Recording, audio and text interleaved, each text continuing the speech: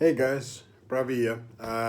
So I haven't posted in a while for as far as my weight loss journey is concerned because to be honest, I took my eye off the ball, like I suppose most people do. I got quite busy with some family stuff. I got a lot busier with my personal work circumstances as well. All very positive at the moment. But today's the first time I set foot in the gym, and let me tell you, it was a grueling session. I'm still in my sweats at the moment. And I must say, I started off the day very grim, very challenged, very slow, very lethargic. But after going through that session, and it was a box fit workout, I feel much better. I feel a little bit more energized. I feel a little bit more better about my day, my personal circumstances as well. As you know, exercise and mental health go hand in hand. The more you do it, the more endorphins flow, and the more you feel better about yourself and your journey overall. So I'm feeling a bit better about my circumstances, but what I've also added to my daily regimen, I said if I'm going to eat badly, or if my nutrition side of things is not going to be followed through, what I've done is I've bought myself a very uh, unique and fairly generic tracker of sorts. So you kind of, it's a watch as well. It's not an Apple Watch, unfortunately, but I don't have that kind of dough. But I bought myself a Volcano watch on Takealot, and it seems to have served me very well, just to keep my track, just to keep my steps up in a matter of a few days at least. The general target I've set myself, and that's where this goes hand in hand with my iPhone, is that there's an app where you can actually set yourself targets on Volcano. And I'm not, by no means am I sponsoring or am I endorsing Volcano specifically, but what's very handy is that you set specific targets in terms of the number of steps you would like to walk. You can even target the number of hours you need to sleep. But my challenge was, I realized if you look at it at the most granular sort of challenges, it's mobility for me. I wasn't moving around. If I think back to 2020, which is one of my darkest years, you're unemployed, you're sitting in a very contained flat, and I decided to pursue my MBA in that same year. And all you do is you're sitting and you're eating. And with the COVID lockdown protocols, you don't move, you don't go out. You're not supposed to be going out, right? And you kind of use that. It is law, so you couldn't get out. But you kind of use it as like a sort of a safety net to say, oh, I don't have to go out, I can sit at home. But the minute you start sitting and you're not moving, what happens? You start eating. You start eating an unacceptable amount of portions, definitely different food types, definitely unhealthy foods as well. A packet of potato chips goes hand in hand with a couch. You know, I think all of your furniture companies should really be endorsing. You sort of have bundle deals where you sell a couch and you get a packet of Lay's or Pringles to go with it. That wouldn't be a bad deal. But jokes aside, I find that the more mobile I was, the better I was from a mental health point of view. The more mobile I was, the less muscular problems I've got because I had an issue with my sciatica. And it's quite a funny sensation because your quads, what happens is hit your quad, which was my left quad in this case, tends to get very numb when you're standing around too much. And the reality is when you weigh a substantial amount, like I do, uh, basically gravity is obviously pulling you down. And the more force and more pressure you put on your hips and your thigh area and your quads overall, the more strained it'll be because it's not, your body isn't designed to carry that much weight. In essence, and again, I'm not a physio or any carry a special set of expertise in that sense, but from my personal experiences, I found that the more mobile I was, the less likely that was to happen. So no more sciatica issues. Or no, I do still do get sciatica issues, but not as much as was the case before. I have a goal in mind. I would like to drop 10 kgs by the end of August. I've got a matric reunion taking place in Cape Town, which I'm really looking forward to.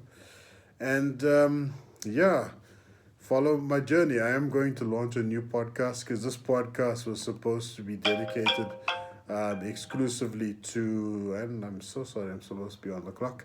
Um, this podcast is supposed to be dedicated to my affinity, my appreciation of comic books and comic related material as well.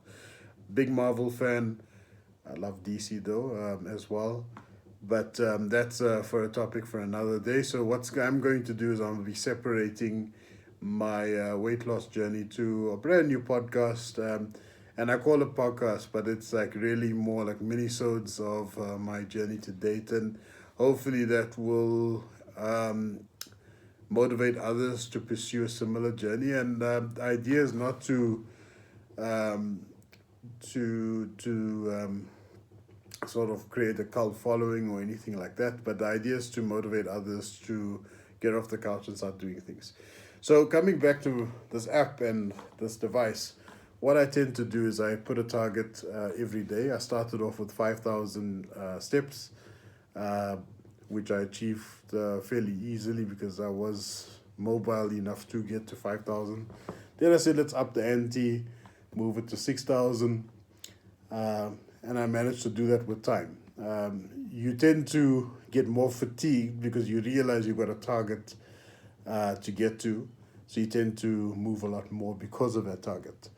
And then now it's sitting at 7,000, and I'm debating whether or not to move it up to 8,000 because once you get to a good momentum for about a week or so, possibly 2 weeks, where you're quite mobile enough to easily achieve small increments of 1,000 steps, 2,000 steps, you can actually build up.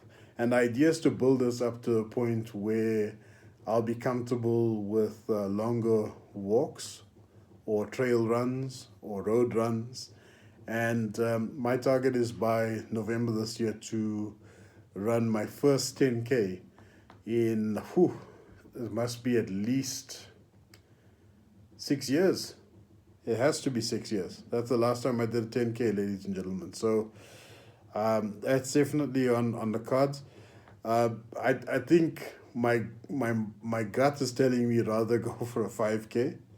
But my head is telling me, my heart is telling me, let's go for the 10K. Let's put a stretch target there, and push, but within reason as well.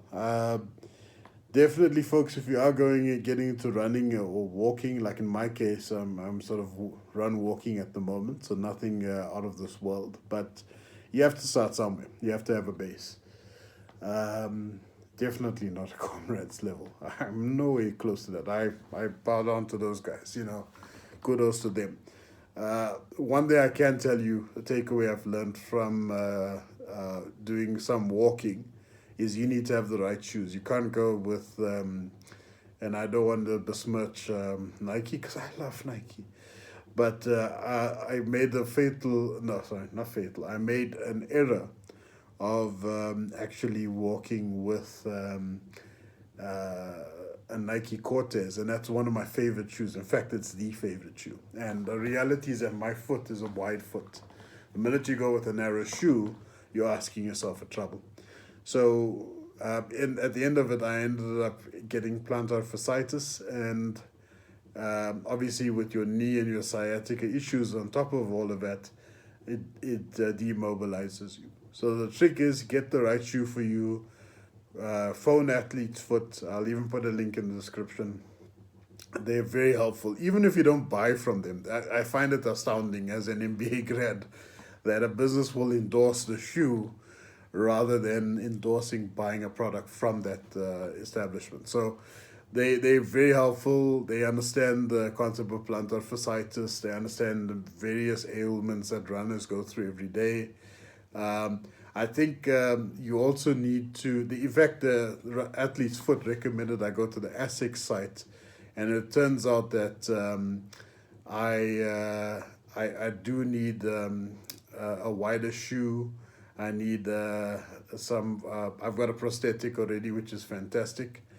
So that's a matter of just slipping it in the actual shoe itself. I think I'll probably end up getting a Asics GT 1000 or GT 2000, depends. Even the Asics store themselves are very helpful as well. Obviously, they do it for their personal gain as well, but at the end of the day, you can't just buy any willy nilly shoe that's out there. So, uh, follow my journey, folks. I will be posting every day. I'm trying to be as mobile as possible. I will be covering aspects around eating as well, which is something that I'm obviously very passionate about, but it's about eating the right foods or the right volume of the right foods. That's really what it comes down to. I'm not a uh, intermittent fasting guy. I used to be pro paleo, but some of those disciplines are not sustainable. But it's always good to consult your doctor first before following any of those disciplines beforehand. Okay, but that's it from me, folks. Just a small update. I'm happy to get back on, get some runs on the board. This is for Shay. Get some runs going. And and on that note, this the idea of this health and fitness journey is also to be more calmer, more stable in mind, and most importantly, to be able to play a little bit more cricket out there, to actually bowl an extra over when you need it. Because I used to be gassed out after the first over, and that's not good. And often when the team is in a jam, you have to bowl. You might have to come in as an emergency bowler and bowl 3 overs. And I used to be an absolute wreck. My brother-in-law would often worry, think I'll collapse on the field or of some kind. But that's it from me, folks. Thank you for watching as always, and please like, subscribe, and yeah, I'll put all the links in the description as well. Take care. Stay healthy, stay safe.